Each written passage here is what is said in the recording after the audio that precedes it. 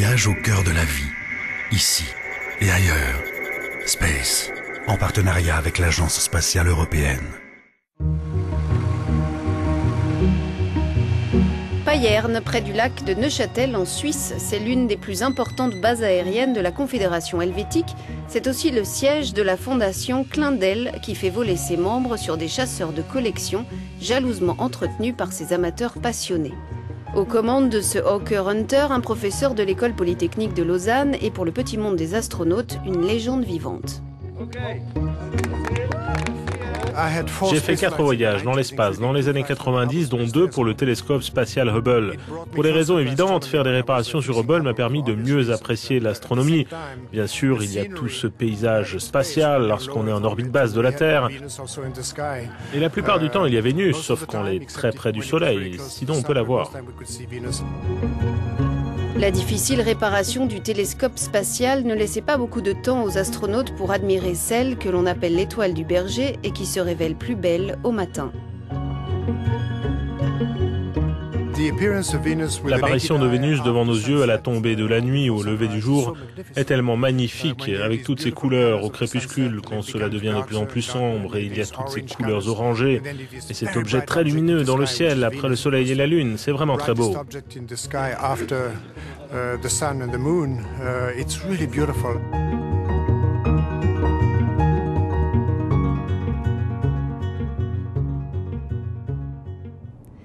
Vénus est avec Mars la planète la plus proche de la Terre à une distance d'à peine 43 millions de kilomètres.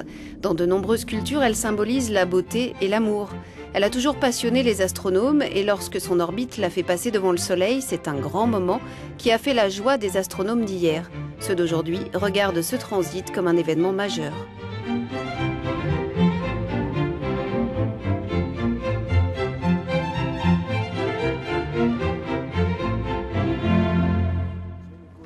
D'ailleurs, ce prochain transit aura lieu en juin de cette année et des groupes d'observation se préparent déjà. Ici, à l'ESAC, le Centre européen d'astronomie spatiale de Vilafranca del Castillo, près de Madrid, on répète les manœuvres qui permettront à tous de suivre l'événement grâce à Internet.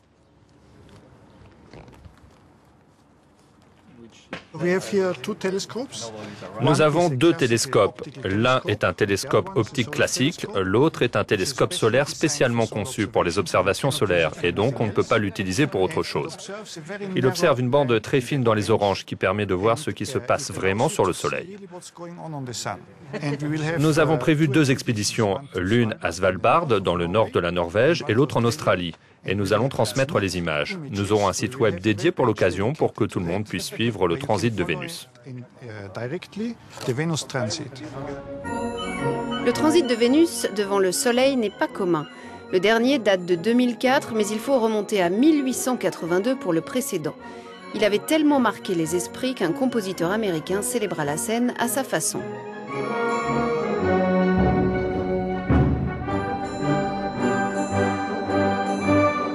Après le transit de juin, l'événement ne se reproduira pas avant le 11 décembre 2117. Mais revenons en Espagne, à l'ESAC, qui centralise toutes les données des missions scientifiques de l'ESA, l'Agence spatiale européenne.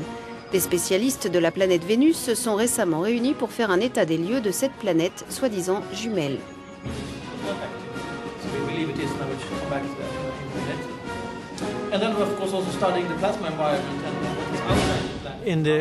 Dans les années 50 et même auparavant, on croyait que Vénus était très similaire à la Terre. Il y avait une atmosphère dense, on le savait, mais il y avait beaucoup de vapeur d'eau et la couche nuageuse était identique à la couche nuageuse de la Terre. La situation était similaire à celle d'une jungle. À cette époque, certains ont dessiné des paysages de jungle. Ils ont même imaginé des créatures vivantes à la surface, des créatures très proches de celles sur Terre.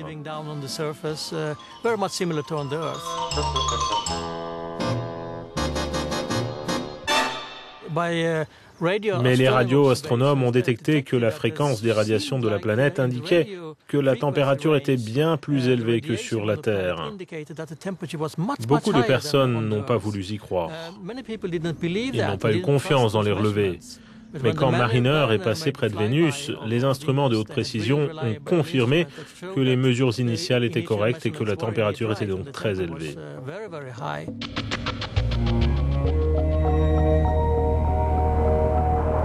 Après les missions russes et américaines, l'ESA décida en 2005 d'explorer à son tour cette planète avec la mission Vénus Express. Une fusée Soyouz mit les 1250 kg de la sonde sur une orbite. Ce fut le début de son long voyage vers Vénus à 43 millions de kilomètres de la Terre, un voyage long de 153 jours.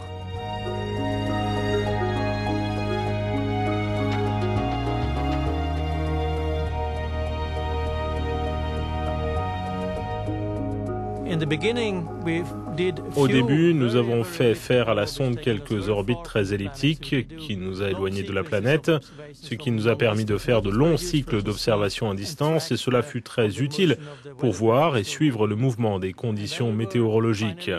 Puis après quelques semaines, la sonde est parvenue sur son orbite finale. Depuis, nous avons fait toute une série de mesures avec les 7 instruments à bord, couvrant le spectre de l'ultraviolet jusqu'au spectre visible, mais aussi un peu dans l'infrarouge. Les observations infrarouges sont particulièrement intéressantes parce que nous pouvons sonder à travers l'atmosphère très dense, à travers la couche nuageuse et sur la longueur d'onde d'1 micron, nous pouvons voir jusqu'à la surface en fait. Une grande antenne parabolique de 35 mètres de diamètre tranche sur le paysage abrupt des montagnes qui entourent Madrid, la capitale espagnole.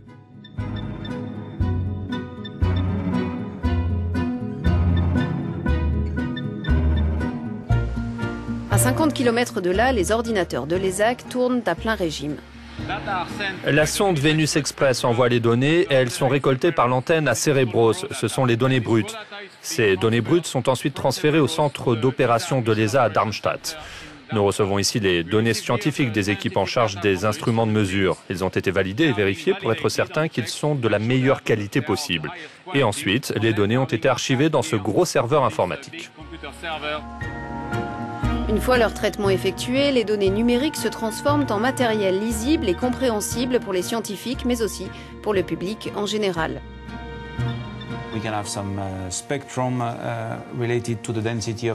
On peut avoir un spectre de la densité de l'atmosphère de Vénus. On a aussi des informations sur les vents autour des pôles de Vénus. Et toutes ces données peuvent être accessibles en ligne sur le site des archives de Vénus Express.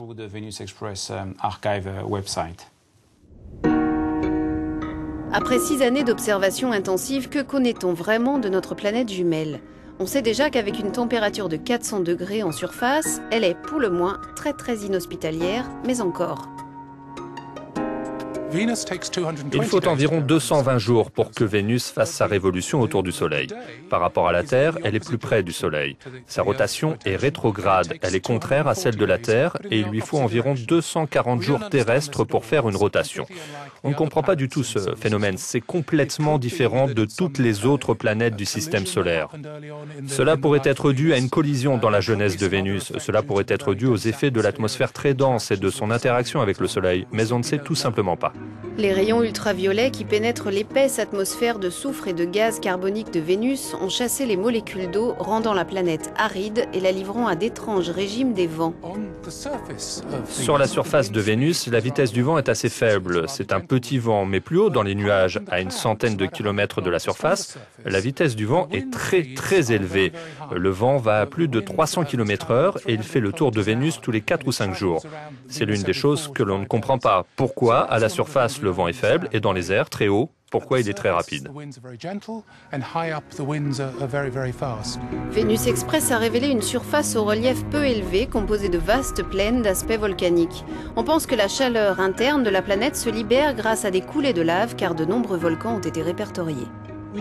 Nous en savons très peu sur le noyau de Vénus. Si, comme pour la Terre, il y a un centre et un manteau, on ne sait pas encore si c'est le cas pour Vénus. La surface terrestre est constamment renouvelée par la tectonique des plaques. La surface de la Terre a à peu près un quart de l'âge de la surface de Vénus. Il n'y a pas de tectonique des plaques sur Vénus. Et une fois de plus, c'est une différence très intéressante entre les deux planètes que nous ne parvenons pas encore à comprendre. On se pose encore bien des questions sur la nature de la surface et sur l'atmosphère de cette planète, de quoi pimenter l'exploration et la découverte.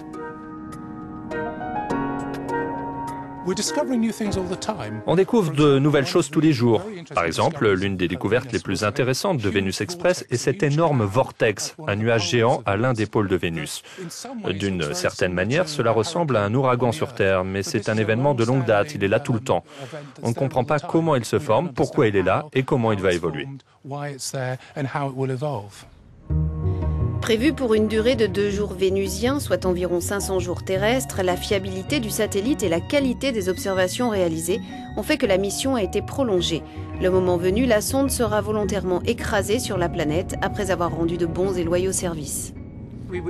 On en saura plus sur l'évolution de l'ensemble des planètes du système solaire, y compris la Terre, de leur formation à leur futur dans des millions d'années.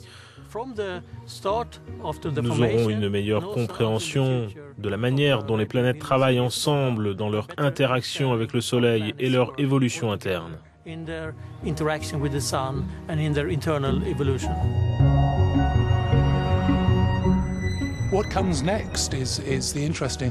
Ce qui viendra ensuite est intéressant. Pour le moment, il n'est pas encore prévu d'envoyer d'autres sondes vers Vénus. Quand Vénus Express s'achèvera, en 2015 ou 2016, nous serons alors dans une période où nous ne pourrons plus observer et apprendre de Vénus. On espère que les grandes agences spatiales reprendront le flambeau et qu'il y aura une nouvelle mission dans quelques années.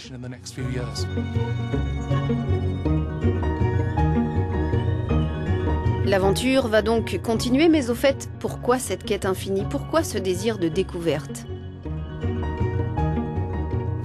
Les fourmis et les papillons, bien qu'ils soient magnifiques, ne se posent pas de questions sur leurs origines, sur l'univers, sur la formation des étoiles et des planètes. Nous nous posons toutes ces questions parce que nous sommes des êtres humains et c'est dans notre nature d'explorer en tant qu'être humain.